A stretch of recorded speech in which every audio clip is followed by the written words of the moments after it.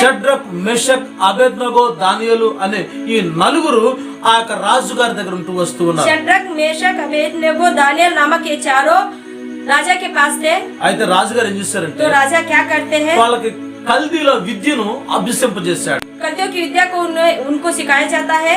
వాళ్ళు ఆ యొక్క కల్దీల యొక్క ఆచార సాంప్రదాయాల ప్రకారంగా వాళ్ళు పెంచాలని ఆశించాడు. कल्दियों की रीति रिवाज के अनुसार उन्हें बढ़ाना है करके इस आशा के साथ उन्हें रखे थे. తర్వాత వాళ్ళు తినే తిండి కూడా రాజు గారి యొక్క శ్రేష్టమైన భోజన పదార్థాలు తిని వాళ్ళు రాజు సంఘం ముందు జ్ఞానవంతులుగాను అక్కడ ఆయన సన్నిధిలో నిలబడాలని ఆశించాడు. बाद में इन लोगों के खाने पीने के विषय में भी राजा जो कहते उसी का उपयोग करना है और बलवंत होकर राजा के सामने खड़े रहना है करके भी वो बोला. అయితే तो ఈ విధంగా ఆశించినటువంటి రాజుగారి సముఖంలో इस प्रकार आशा रखने वाले राजा के सम्मुख బబులోనికి రాబడిన ఈ నలుగురు బిడ్డలు बबुलोन में आए हुए ये चारों बच्चे వాళ్ళు ఏం చేస్తే ఎలా బ్రతుకు చెప్తారంటే उन लोगों ने क्या किया और कैसे जीवन बिताया. రాజుగారు తినే ఆహార పదార్థాల్లో కొన్ని దోషాలు గమనించారు. राजा के खाने पीने के विषय में कुछ दोषों को उन्होंने देखा. अपवित्र थे. అయితే అలాంటి ఏదైతే తమ శరీరాన్ని అపవిత్ర పరుస్తుంది అని చెప్తున్నారో వాటి యొక్క అలవాట్లు ఆహారపు అలవాట్ల నుంచి వాళ్ళు ప్రత్యేక ఉండాలని ఆశపడ్డారు. इस प्रकार जिन जिन चीजों से या भोजन वस्तुओं से उनके शरीर को अपवित्र कर सकते हैं उनसे अलग होने के लिए उन्होंने सोचा. యెరూషలేములో మనం ఏ భక్తినైతే నేర్చుకున్నామో यरूशलेम में जिस भक्ति के विषय में हमने सीखा है, యెరూషలేములో ఏ దేవుని మనం ఆరాధన చేస్తూ यरूशलेम వచ్చామో में जिस परमेश्वर की आराधना हम किए हैं, ఏ దేవుని సన్నిధిలో మనం ఏ విధమైన ఆహార అలవాట్లు మనకున్నాయో जिस परमेश्वर के सानिध्य में हम लोगों ने जिस प्रकार का भोजन का उपयोग किया है, శ్రేష్టమైనటువంటి విధానాల్ని మనం పరాయి దేశంలో కూడా వాటిని పాటిద్దాం. इसी प्रकार के श्रेष्ठमय विधियों को हम लोग इस पराये देश में भी इसका पालन करेंगे. అట్లా అపవిత్రమైన భోజన పదార్థాలు మనం సేవించి మన దేహాన్ని అపవిత్రపరచుకొనవద్దు. इस प्रकार अपवित्र रूपी इन भोजन वस्तुओं का सेवन करके अपने देह को अपने शरीर को अपवित्र नहीं करना है అని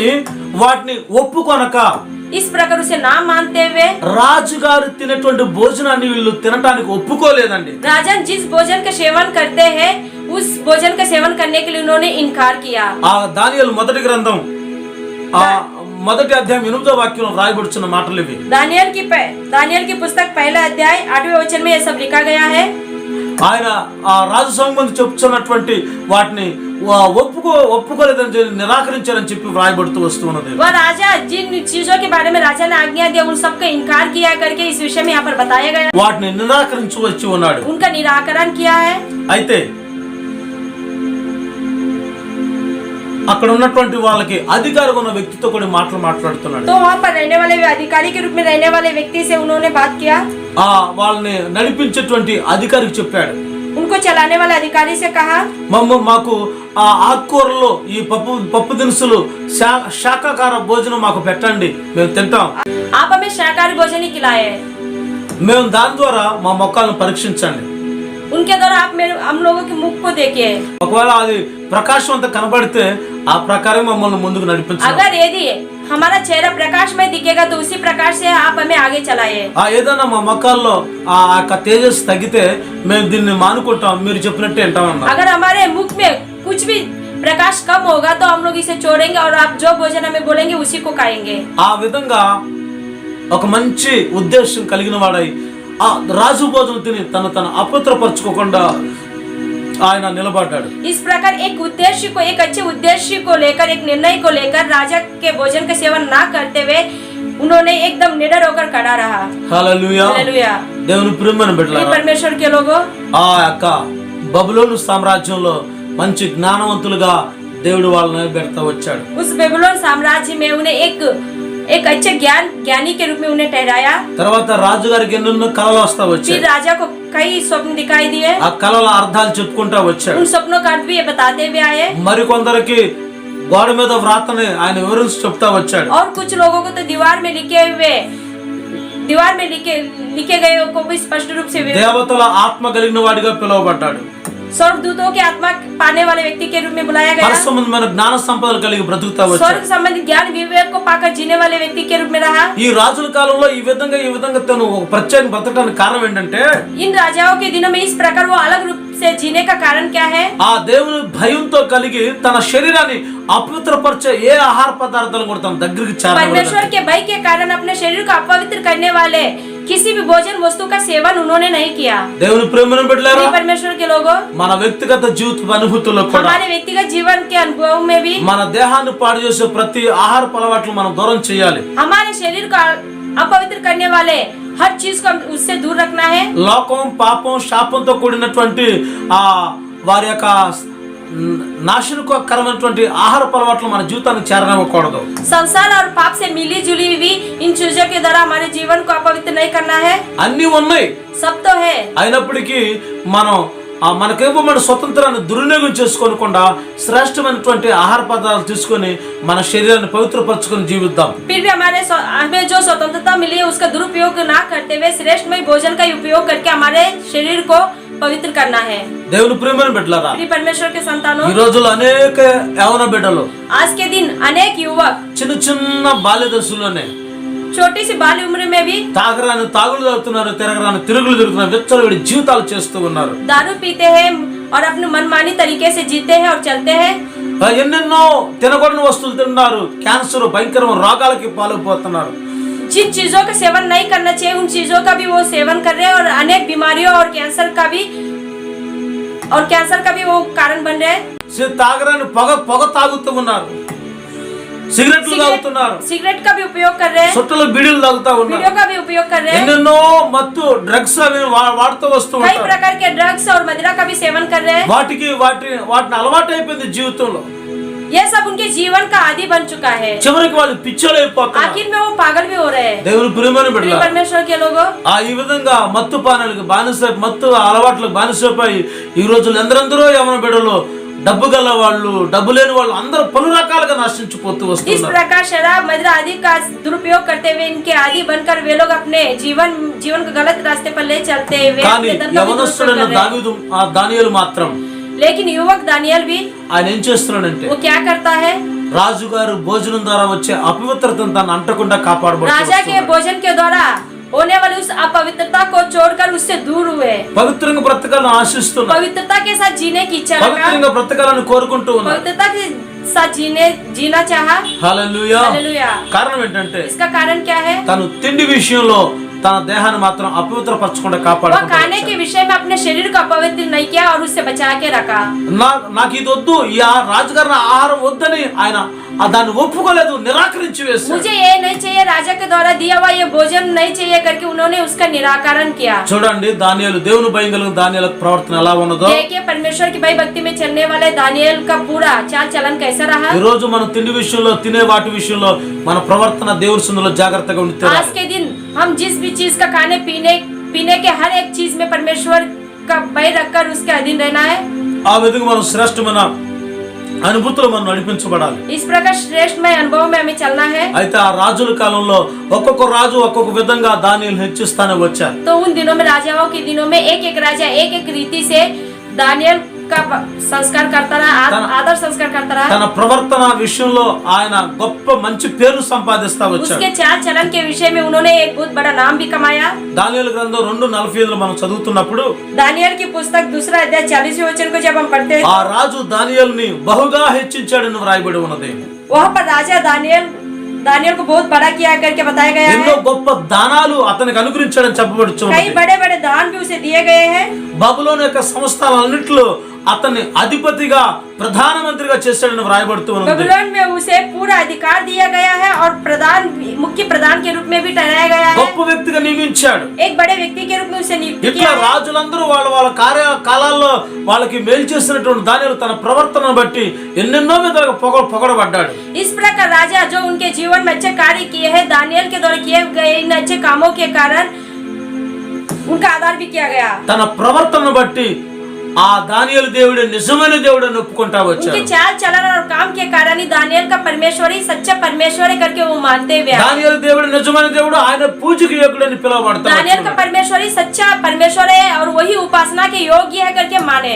అట్లా దానియేలు తన ప్రవర్తనతో చూసి యథార్థంగా ఉండి చివరికి తన ప్రవర్తన బట్టి దేవుని ఘననామానికి మహిమ इस కలుగుతా प्रकार వచ్చింది. दानियल अपने पूरे चाल चलन में यथार्थता के साथ जीते हुए अंत में आखिर में परमेश्वर के लिए महिमा का कारण बना। అర్థమవుతుందా దేవుని ప్రియమైన क्या బిడ్డలారా? समझ में आई परमेश्वर की प्रिय ఈ संतान? రోజు మన ప్రవర్తన సరిగా ఉన్నప్పుడు, आज के दिन अगर हमारा चाल चलन जो है वो सही रहेगा तो ఆ ప్రవర్తన, ఆ శ్రేష్టమైన ప్రవర్తన బట్టి మన ఘన దేవునికి మహిమ కలుగుతుంది. उस श्रेष्ठ में चाल चलन के कारण हमारे परमेश्वर को महिमा प्राप्त होगा। మన ప్రవర్తన బట్టి ఎవ్వరు మనం నిందించలేరు. हमारे चाल चलन के कारण कोई भी हमारी निंदा नहीं कर सकेगा। ఎవరు మన ప్రవర్తన బట్టి దేవుని నామం దూషించకూడదు. कोई भी हमारे चाल चलन के कारण परमेश्वर की निंदा नहीं करना चाहिए। అందుకని దేవుని మందిరానికి వెళ్ళినప్పుడు మన ప్రవర్తన జాగ్రత్తగా చూసుకోవాలని లేఖనాలు చెప్తూ ఉన్నాయి. इसलिए परमेश्वर के मंदिर में जब आप जाओगे तो आप अपने चाल चलन पर सावधान पूर्वक नजर रखो करके बाइबल के द्वारा बताया जा रहा है। కేవలం మందిరంలోనే ప్రవర్తన జాగ్రత్త చూసుకోవటం కాదు, सिर्फ मंदिर में ही नहीं, దేవుని మందిరానికి వెళ్లే వ్యక్తి కనుక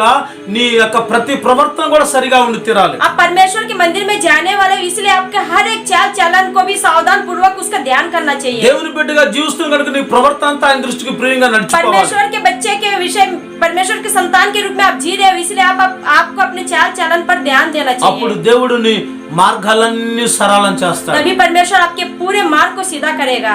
దానియేలు యొక్క స్నేహితుల జీవితాల్లో కూడా దేవుడు మేలు చేశాడు. दानियल के दोस्तों के जीवन में भी परमेश्वर ने సింహాల अच्छा బోర काम किया। పడ్డప్పుడు కూడా దేవుడు తన మార్గాలను సరళం చేసి ఆ సింహాల బోర నుంచి కూడా బయట తీసుకొచ్చాడు. सिंहों के गड्ढे में गिरने के बावजूद भी परमेश्वर ने उन पर दया करके उन्हें वहां से बाहर निकाला। తన స్నేహితులైన వారు గుండంలో పడవేసినప్పటికీ వారు కాల్చబడకుండా వాళ్ళని సజీవంగా దేవుడు అగ్నిగుండం నుంచి బయటకు తీసుకొచ్చాడు. उनके मित्र को आग में डालने के बावजूद भी वहां पर ना जल सके, परमेश्वर खुद वहां पर उपस्थित होकर उनको उस आग के गोले से भी बाहर निकाल के ఎందుకంటే लाया। వాళ్ళ ప్రవర్తన దేవుని దృష్టికి ఇష్టంగా నడుస్తూ వచ్చి ఉన్నది. क्योंकि उनका जो चाल चलन है परमेश्वर की दृष्टि में अच्छा और सीधा था। వాళ్ళ ప్రవర్తన బట్టి దేవుడు వాళ్ళని మార్గాలన్నీ సరళం చేశాడు. उसके चाल चलन के कारण प्रभु ने उनके सारे मार्गों को सीधा किया। ఈ రోజు నీ ప్రవర్తన విషయంలో నువ్వు జాగ్రత్తగా వహించినట్లయితే, आज के दिन अगर आप भी अपने चाल चलन पर ध्यान दोगे तो నీ మార్గాలన్నీ నా దేవుడు సరళం చేయడానికి ఇష్టంగా आपके ఇష్టపడుతున్నాడు. पूरे मार्गों को सीधा करने के लिए मेरा परमेश्वर उत्सुक है। యోబు జీవితంలో కూడా अयुब के जीवन में भी తన ప్రవర్తన ఎలా ఉందంటే, उसका चाल चलन जो है कैसा रहा। ఆయన యథార్థపరుడని దేవుడే సాక్ష్యం చెప్పాడు. वह यथार्थता के साथ जीने वाला करके परमेश्वर खुद ही उनके विषय में गवाही दिया। ఊజు దేశంలో యథార్థపరుడైనటువంటి యోబు అని చెప్పబడుతున్నది. उस देश में यथार्थता के साथ जीने वाला, सीधे रूप से रहने वाला अयुब है करके बताया गया है। అయితే తన జీవితంలో సాతాను యొక్క విజృంభణ పోరాటం స్టార్ట్ అయ్యి तो उसके जीवन में शैतानी क्लेशों का सामना करना पड़ा। తన భక్తిని విడిచిపెట్టి పోతాడని, वो अपने भक्ति को छोड़कर चला जाएगा करके, దేవుడిని ఏమైనా దూషిస్తాడని, परमेश्वर की निंदा करेगा करके, దేవుడిని వదిలిపెడతాడని परमेश्वर को छोड़ेगा करके సాతాను పలు రకాలంగా మానసికంగా, శారీరకంగా అన్ని విధాలుగా తన మీద ఎన్నెన్నో పోరాటాలు చేసింది. शैतान कई प्रकार से शारीरिक और आत्मिक रूप से उस पर विपत्तियां डाला। అయితే శారీరకంగా, మానసికంగా జరిగిన ఏ నష్టంలో కూడా तो शारीरिक और मानसिक रूप से चाहे किसी भी हानि को उसे उठाना पड़ा। ఆయన తన జీవితంలో తన ప్రవర్తన మాత్రం ఎన్ని నష్టాలు జరిగినా తన స్వభావం మారలేదు, తన ప్రవర్తన మారలేదు, తన యథార్థత మారలేదు. అన్ని విషయాలు తన ప్రవర్తన అంతటి విషయంలో దేవుని అధికారానికి అప్పచెప్పుకుంటా వచ్చాడు. चाहे किसी भी स्थिति या परिस्थिति का सामना और नुकसान का सामना करने के बावजूद भी वह खरा और सीधा चलता रहा और परमेश्वर के सानिध्य में निर्दोषता के साथ अपना जीवन बिताता रहा। ఏ విధంగా తన ప్రవర్తన విషయంలో దేవునికి అధికారం పెట్టాడో ఒకసారి చదువుదామా? किस विषय में वह परमेश्वर के साथ खरा और सीधा चलता रहा, क्या पढ़ते हैं? యోబు గ్రంథం 1వ అధ్యాయము 21-22 వాక్యాలు మనం చదువుకుందాం. अय्यूब की पुस्तक पहला अध्याय 21 और 22वें वचन को पढ़ते हैं। చదవండి ఒకసారి. मैं अपनी माँ के मैं अपने माँ के पेट से नंगा निकला नंगा निकला हूँ और वही नंगा लौट जाऊंगा। फिर नंगा लौट जाएंगे। यहोवा ने दिया यहोवा ने दिया और यहोवा ही ने लिया। यहोवा ने ले लिया। यहोवा का नाम धन्य है। इन सब बातों में ये सब बातों में अय्यूब ने ना तो पाप किया और ना परमेश्वर पर मूर्खता से दोष लगाया। దేవుని ప్రియమైన బిడ్డలారా, प्रिय परमेश्वर के लोगों, ఆయన దేవుని దూషించలేదు. वह ना तो परमेश्वर की निंदा किया है, మూర్ఖతతో ఏ విధంగా దేవుణ్ణి మాట్లాడలేదు. मूर्खता से वह परमेश्वर के विरुद्ध बात नहीं किया। ఏమంటున్నాడంటే, वह क्या बोलता है? తన యథార్థత వదలని వాడై अपने कड़ा और सीधा चाल चलन को ना छोड़ते हुए నా తల్లి గర్భం నుంచి నేను దిగంబరగా వచ్చాను, मैं अपने माँ के पेट से ही नंगा निकला నేను మళ్ళా దిగంబరగా తిరిగి వెళ్తా. और वैसे ही नंगा ही लौट जाऊंगा। దేవుడిచ్చాడు, परमेश्वर ने दिया దేవుడే और తీసుకున్నాడు. यहोवा ने ही दिया। దేవునికే మహిమ కలుగును గాక. यहोवा ही धन्य है। దేవుని పొగుడుతున్నాడండి. परमेश्वर की बड़ाई कर रहे हैं यहाँ ఎంత पे। నష్టం మీద నష్టం జరిగినా దేవుని పొగుడుతున్నాడు. इतनी बड़ी नुकसान होने पर भी वो परमेश्वर की बड़ाई कर रहा है। శారీరకంగా గాయపరచబడ్డాడు, शारीरिक रूप से भी घायल हुआ है, మానసికంగా గాయపరచబడ్డాడు, मानसिक रूप से भी घायल हुआ है। భౌతికంగా పరిస్థితులను తిరగబడతా వచ్చాడు. भौतिक स्थिति से देखा जाए तो सारी स्थितियां उसके विरुद्ध हुआ है। ఎన్ని రకాలైనటువంటి విషపూరితమైన అనుభూతులు తన జీవితం మీద విజృంభించినప్పటికీ, कई प्रकार की परिस्थितियां उसके विरुद्ध होने के बावजूद, అన్ని మానసికమైన ఒత్తిళ్లకు గురైనప్పటికీ కూడా मानसिक स्थितियों का सामना करने के बावजूद ఏమాత్రం దేవుని దూషించలేదు. वह किसी भी प्रकार से परमेश्वर पर दोष नहीं लगाया। దానికి ముందున్న ప్రవర్తన ఎలా ఉందో, इससे पहले उनकी चाल चलन कैसा था? డబ్బు, కోటీసుడు, ఆస్తిపాస్తులు, ధన సంపదలు ఉన్నప్పుడు తన ప్రవర్తన ఎలా ఉందో, धन संपत्ति होने के बावजूद जिस समय उसके पास धन संपत्ति था उस समय उसकी चाल चलन कैसा रहा? ఏ విధంగా నష్టమైపోయిన తర్వాత కూడా అదే ప్రవర్తన కలిగి బ్రతుకుతా వచ్చాడు. वैसे ही पूरी धन संपत्ति नष्ट होने के बावजूद उसी प्रकार वह सीधा और खड़ा चला। అన్ని సమృద్ధి ఇచ్చాడు దేవుడు, గొప్పడని అప్పుడు మాత్రం గొప్పలు చెప్పలేదు కానీ, सारी समृद्धि और अधिकार तो परमेश्वर ने मुझे दिया करके उस समय तो उन्होंने उनका नाम बड़ा तो नहीं किया। నష్టంలోను కష్టంలోను తన ప్రవర్తన విషయంలో ఏ మాత్రం తేడా రాలేదు. ఆయనకు మాత్రమే మహిమకరంగా తన ప్రవర్తన సరి చేసుకుంటా వచ్చాడు. क्लेशों में कष्टों के समय भी उनके चाल चलन में किसी भी प्रकार का कोई भी फर्क अंतर नहीं आया और अपने सारे चाल चलन के विषय में वो खड़ा रहा और सीधा चलता ఏ रहा। పాపము చేయలేదు. कोई भी पाप अय्यूब ने नहीं किया। ఏ విధమైనటువంటి అన్యాయము దేవుడు చేశాడని ఒప్పుకోలేదు. किसी भी प्रकार का अन्याय परमेश्वर ने नहीं किया। इस प्रकार उन्होंने यहोवा पर दोष नहीं लगाया। తన ప్రవర్తన అంతా సవ్యంగానే వస్తూ వచ్చింది. उसकी पूरी चाल चलन सीधे ढंग से चलता रहा। భయంకరమైన శ్రమల మధ్యలో, भयंकर रूप से ఎన్నో क्लेशों के बीच మానసిక फंसा। ఒత్తిళ్ల कई మధ్యలో प्रकार की मानसिक स्थितियों के बीच भी ఆయన తన ప్రవర్తన విషయంలో మాత్రం జాగ్రత్తగా ఉండాలి. वो अपने चाल चलन के निमित्त और सही सावधान और कड़ा रहा। దేవుని ప్రేమను బిడ్డలారా, प्रिय परमेश्वर के लोगों, ఈ విధంగా తన ప్రవర్తన కాపాడుకుంటూ వచ్చిన ఏబు జీవితంలో इस प्रकार अपने चाल चलन की रक्षा करने वाले अय्यूब के जीवन में దేవుడు ఎలాంటి ఆశీర్వాదం ఇచ్చాడంటే, परमेश्वर ने किस प्रकार का आशीष उस पर दिया। ఒకసారి చదవండి, ఆ మాట కూడా మనం చదువు ముగించుకుందాం. एक बार पढ़ते हैं, उस बात को भी पढ़ेंगे। ఏబు గ్రంథం 42:16. अय्यूब की पुस्तक 42वां अध्याय 16वें वचन। ఏబు గురించి చివరిలో తనకు జరిగిన ఏమి పరిణామం జరిగింది, తన ప్రవర్తనకి ఏం ప్రతిఫలం దొరికిందని మనం గమనిస్తే, अय्यूब के विषय में उसके चाल चलन के कारण उसको क्या प्रतिफल मिला దేవుడు ఏ విధంగా తన మార్గాలు సరళం చేశాడనే విషయం ఇక్కడ और परमेश्वर ने किस प्रकार उसके मार्ग को सीधा किया, इस विषय में यहाँ पर लिखा गया है। చదవండి. इसके बाद अय्यूब 140 वर्ष 140 वर्ष जीवित रहा और 4 पीढ़ी तक 4 पीढ़ी तक अपने वंश देखने पाया. హల్లెలూయా. हालेलुया। 4 తరాలను చూస్తూ వచ్చాడు. वह 4 पीढ़ी को देखा। ఆయన 140 సంవత్సరాలు బ్రతుకుతా वह వచ్చాడు. 140 वर्ष तक जीवित रहा। తర్వాత ఆయనకు రెట్టింపు ఆశీర్వాదం దొరుకుతా बाद వచ్చింది. में दुगना आशीष उनको मिला।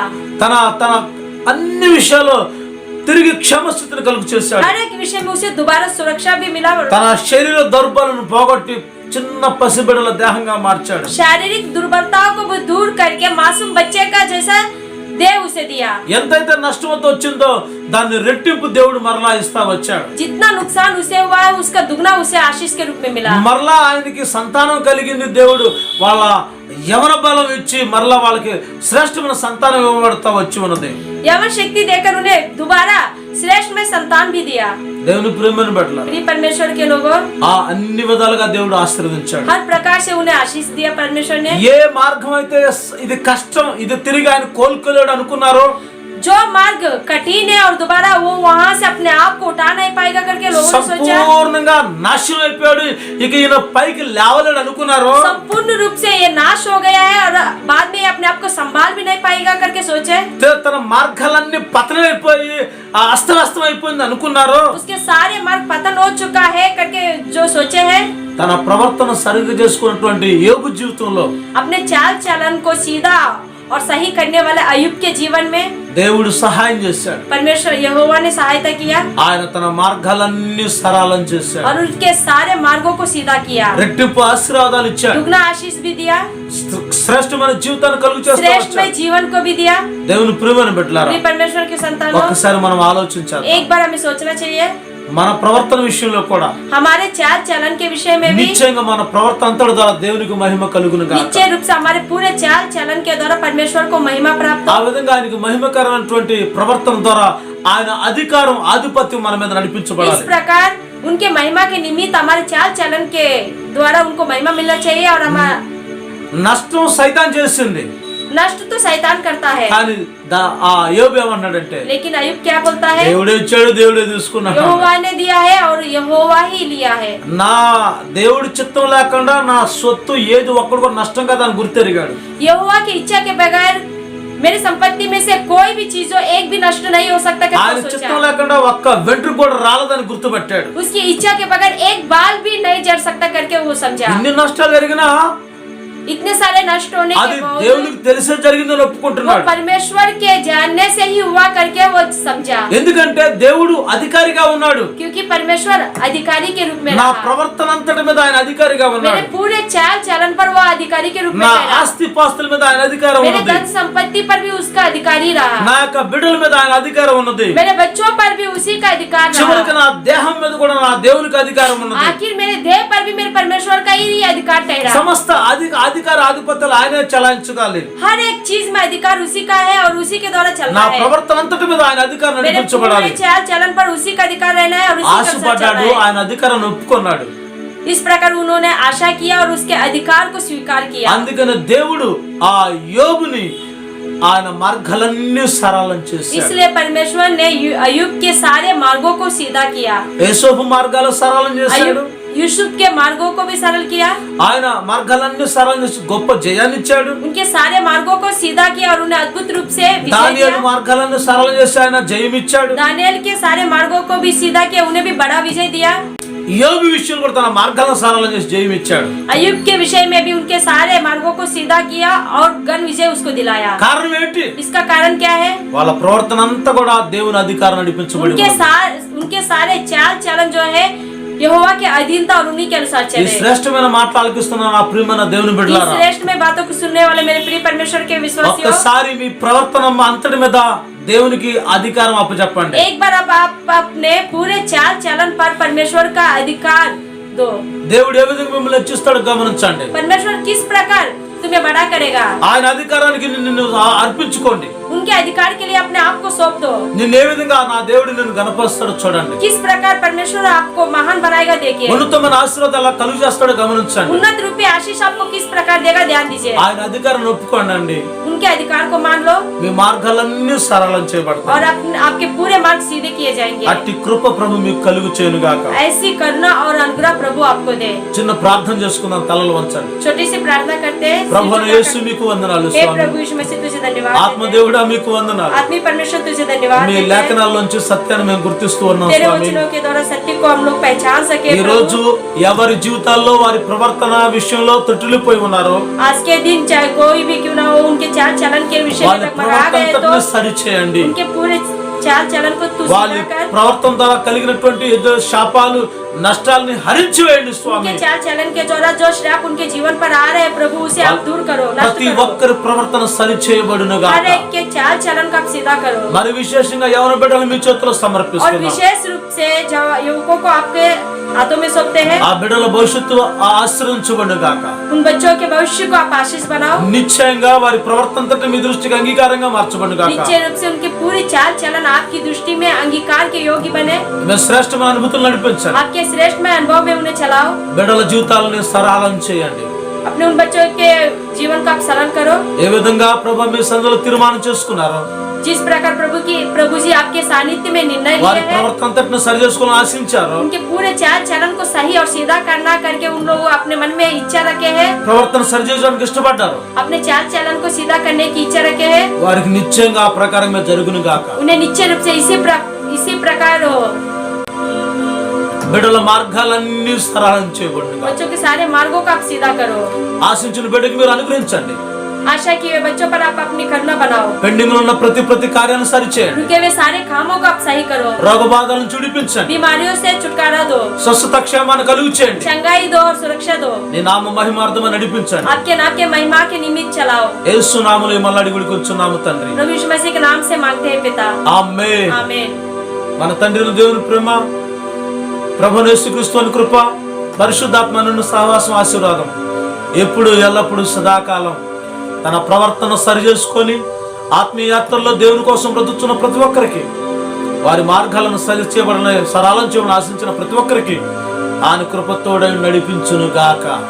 ఆమేన్, आमीन, ఆమేన్. आमीन। అందరికీ వందనాలు. सबको जय मसीह की।